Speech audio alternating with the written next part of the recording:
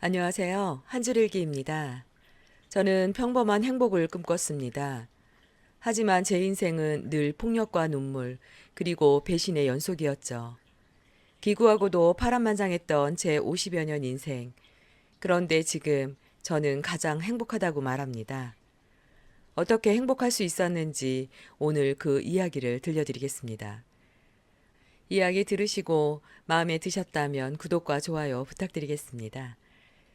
저는 중국 연변에서 일남 이녀 중 둘째로 태어났습니다. 언니는 얌전하고 공부도 잘해서 아버지의 사랑을 듬뿍 받았고, 남동생은 똑똑하고 잘생겨서 부모님의 귀여움을 독차지했죠. 하지만 저는 예쁘지도 않았고 성격이 사나이 같았습니다. 지기 싫어하는 성격이다 보니 동네 아이들과 자주 싸웠고 부모님께는 늘 미운 딸이었어요. 아버지는 강직한 공무원이셨습니다. 아버지 성격하고 딱 맞는 직업이었죠. 반면 저희 엄마는 외할아버지께서 동네 최초 병원장이셨고 부러울 것 없는 집안의 장녀로 할아버지, 할머니 사랑을 받으며 자라오신 분이셨어요. 그렇게 두 분은 아는 분의 소개로 만나 결혼을 하셨습니다. 그 당시 뒷돈이 판치던 시절이었는데 아버지는 한 점 부끄러움 없이 사셨어요.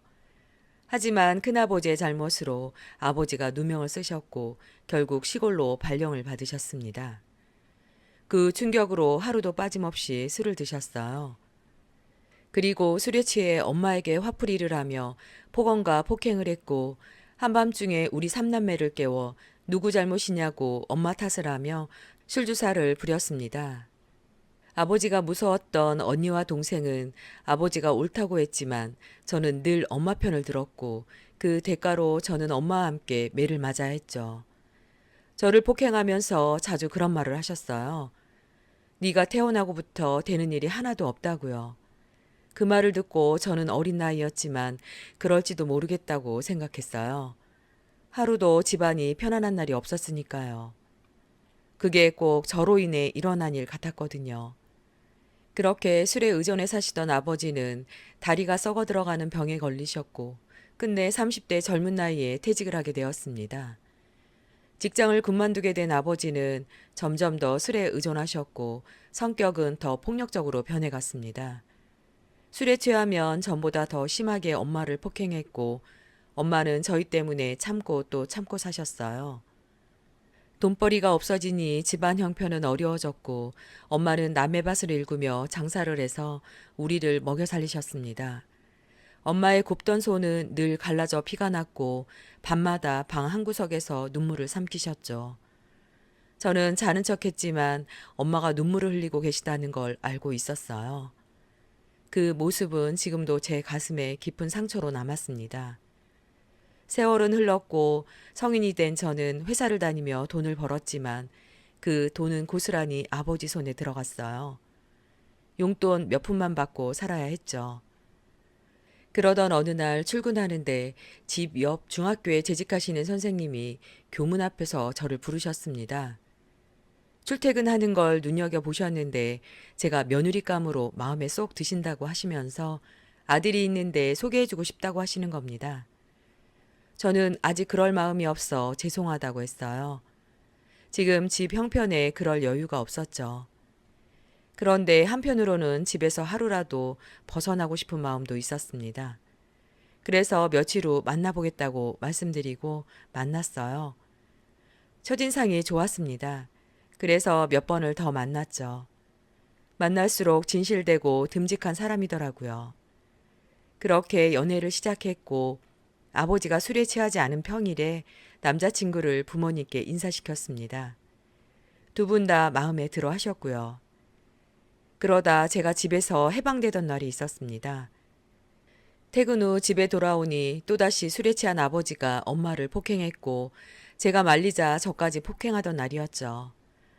남자친구가 퇴근을 해 저희 집에 왔고 아버지는 남자친구에게 인연이랑 결혼하면 때리면서 살아야 성질을 죽인다며 끔찍한 말을 하더군요.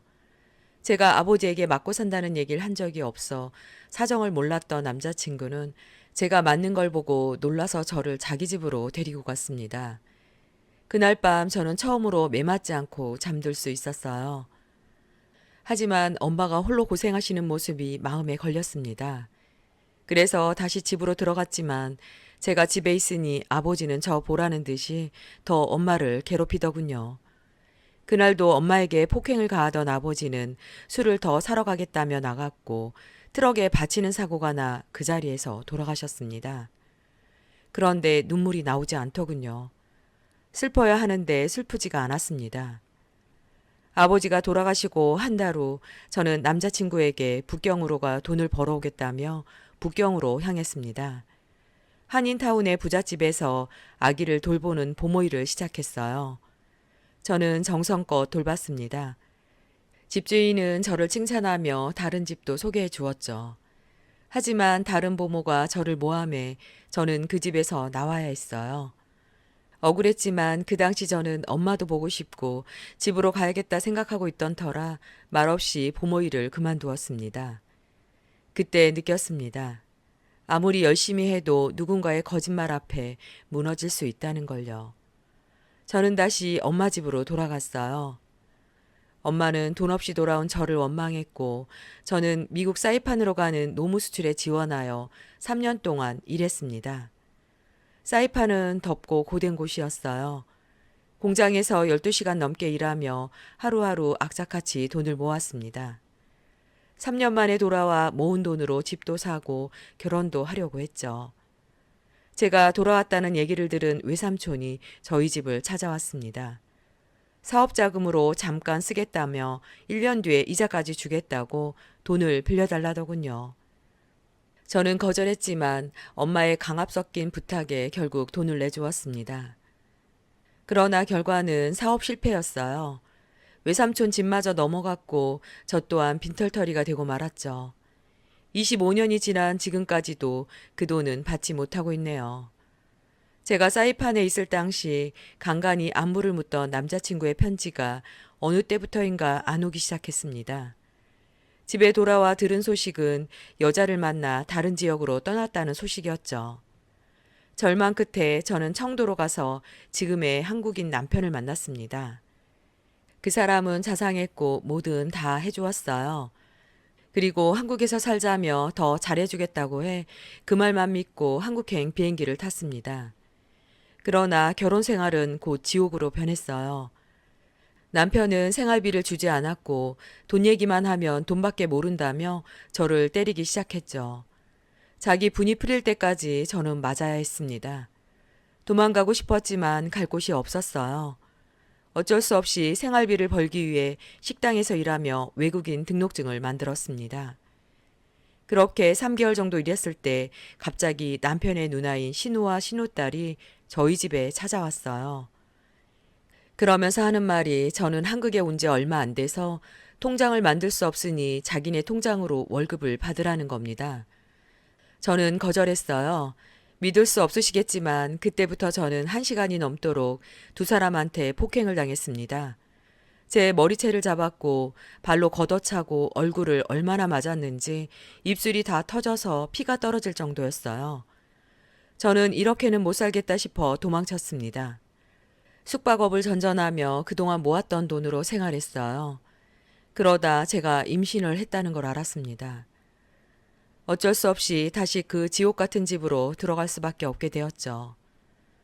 한 번은 임신한 저를 남편이 또 폭행을 하더군요. 그날 저는 더 이상 참을 수가 없었습니다. 후라이팬을 들고 너 죽고 나 죽자며 온 힘을 다해 때렸어요. 그때서야 남편은 무릎 꿇고 빌더군요. 하지만 그 순간 저는 마음속으로 다짐했습니다. 아기만 낳으면 이 지옥 같은 결혼 생활을 끝내겠다고요. 그렇게 저는 출산을 했습니다. 그러나 변한 건 없었어요. 다행인 건 제 사정을 들은 엄마가 중국에서 제 아들을 봐주시겠다고 오셨어요. 엄마가 오시자마자 남편은 집을 나가 소식도 없었죠. 저는 한국으로 들어온 엄마에게 아들을 맡기고 반도체 회사의 주 야간 근무로 일을 시작했습니다. 꽤 안 부리고 일하니 사장님께서 제 성실함을 보시고 국적 취득을 하면 정규직으로 쓰시겠다고 하시더군요. 저는 준비를 잘해 국적을 취득했어요. 정규직이 되면서 오랜 기간 한 직장에서 일하다 보니 대출도 가능해졌고, 그렇게 저는 제 명의의 작은 집을 장만할 수 있게 되었습니다. 등기부등본에 제 이름이 적힌 걸 보면서 저는 펑펑 울었습니다. 처음으로 제 땀과 눈물로 읽은 순간이었으니까요. 저는 남편에게 연락해 이혼 서류를 접수했고 숙려 기간이 끝나자 바로 이혼했습니다. 친권과 양육권 모두 제가 가지게 되었고 양육비는 포기했어요. 받을 수 없다는 걸 아니까요. 법원을 나오면서 저는 속으로 외쳤습니다. 이제 나는 자유다라고요. 제 인생에서 처음으로 승리를 느낀 순간이었습니다. 저는 지금 작은 가게를 운영하며 아들과 단둘이 살고 있어요. 아들이 태어난 이후로 제 인생은 풀리기 시작했습니다. 아버지가 제게 했던 말, 네가 태어나고 나서부터 되는 일이 하나도 없다. 그 말 때문에 오랫동안 스스로를 원망했지만 이제는 압니다. 제 아들은 복덩어리고 행복을 만드는 건 내 스스로라는 걸요. 혹시라도 지금 힘든 시간을 보내고 있으시다면 꼭 말씀드리고 싶습니다. 고생 끝에 행복은 반드시 찾아온다고요. 지금 저처럼 모두 행복하시길 바랍니다. 제 이야기는 여기까지입니다. 여러분은 어떻게 들으셨나요? 이국 땅에 오셔서 참 힘든 일이 많으셨네요. 사연자분께 그동안 고생 많으셨다고 따뜻한 위로의 한마디 댓글로 남겨주시면 어떨까요? 한 줄 읽기는 사연자분의 사연을 제가 직접 읽어드리고 있습니다. 여러 가지 사연을 오른쪽 아래에 있는 이메일 주소로 보내주세요. 정성을 담아 읽어드리겠습니다. 사연 들어주셔서 감사합니다. 지금까지 한 줄 읽기였습니다.